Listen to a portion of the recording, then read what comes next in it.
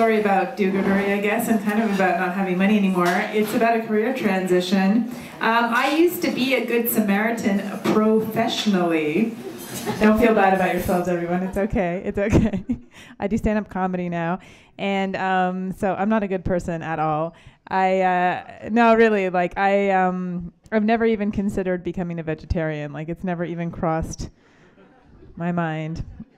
I don't order the brown bread at the restaurant unless other people are, and I feel pressured. Sometimes when I'm getting off the plane, I tighten the seatbelt so the next person feels fat. That's something else. So I'm not a good person, but I did have a job. This is the thing is, I don't know if it counts as good to being a good Samaritan if your job was of the nature of being a good Samaritan, but you got paid for it, cushy salary, tax-free. Like, I don't know if it counts, but I used to work for the United Nations. I worked at a war crimes tribunal in The Hague. It was the one that was set up for the former Yugoslavia. And anyone know about that place? That was where Milosevic was. Yeah. Give it a shout out to The Hague. Okay. No, sorry. For those of you that don't know, like this is working at a war crimes tribunal was basically like being involved in this collective exercise of trying to do good after the worst had happened. The point was to hold individual people accountable for war crimes, genocide, crimes against humanity, so that entire groups of people like the Serbs wouldn't be held accountable, and to create a collective history and provide victims with some form of redress. And the point was to do all this while giving the accused, giving the accused war criminals the fairest trial possible. And it was to say at an international level, like, yes, of course, we would like to take this guy out back and shoot him, but that is not justice. That just perpetuates a cycle of violence and retribution. We are the United Nations. Of course, we are made up of countries that take people out back and shoot them. But the sum of our parts, we're better than that. So we're not going to do that. So that's what I did, and a lot of people ask me all the time, like, why did you go from like, why, how, what possessed you to go from being this good person or having this great job to doing stand-up? Some people, I think, are just like, that's so brave, or they're saying that's so crazy, but they're like, that's so brave. That's what they say out loud. Or I don't know, maybe they're thinking like that. You were doing something so positive before, and like, yeah, laughs are good, but I mean, whatever, you know.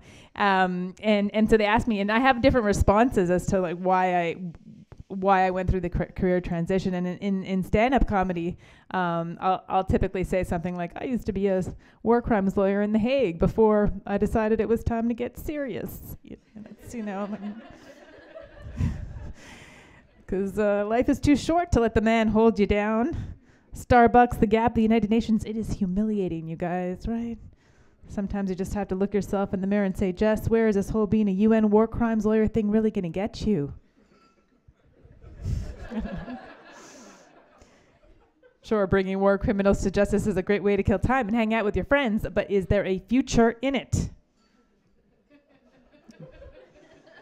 Once everyone has an iPhone, will there even be war anymore? I don't know.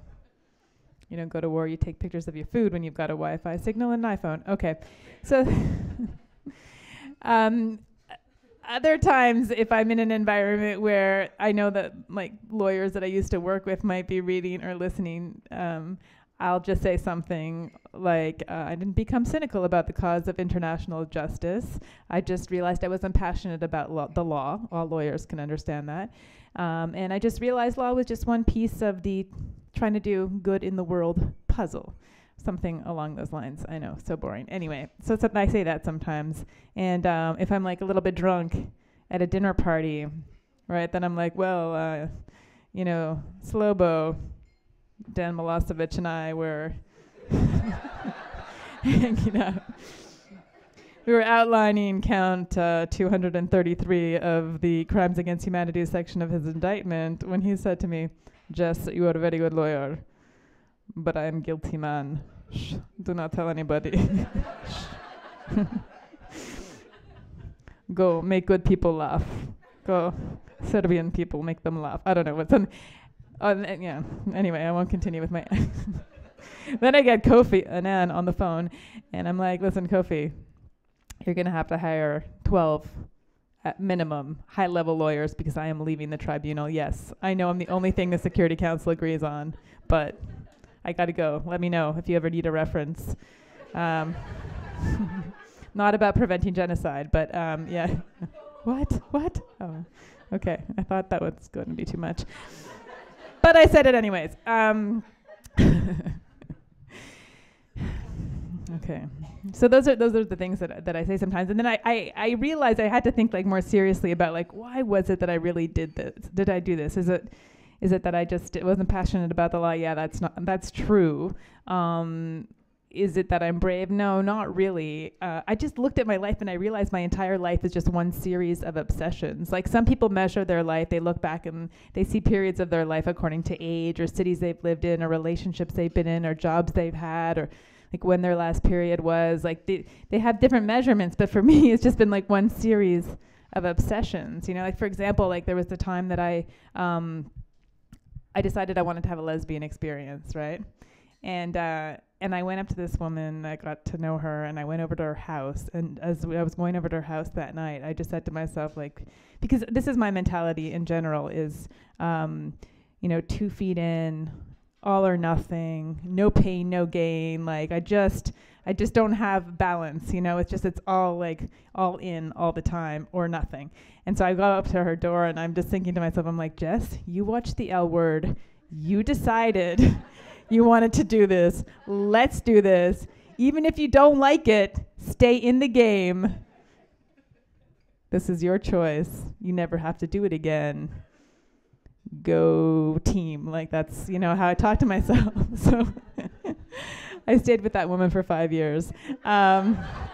It's true. I also stuck with law for 5 years, and I'm like year 3 of comedy, so I don't know. I mean, I'm not a professional lawyer anymore. I'm not really a professional comedian yet. I like to think I'm a professional lesbian, so ladies. And that doesn't mean I do that for money. I just realized what that sounded like. No, I just mean like I'm good. But here's the sort of the corny conclusion to all this, or what I tell myself instead of thinking like you're non-committal. Why can't you just stick to something? I just think that like if you wanna do good, you have to do what you love or who you love, and do it obsessively. Do it obsessively for at least like 5 years. I don't know. That's like my Malcolm Gladwell-esque theory, and I'm sticking to it. You guys have been a lot of fun. This has been a wonderful show. Thanks to Alicia for putting it together. I'm Jess Salomon, and good night. I don't know. I feel stand-up-y. Okay, sorry.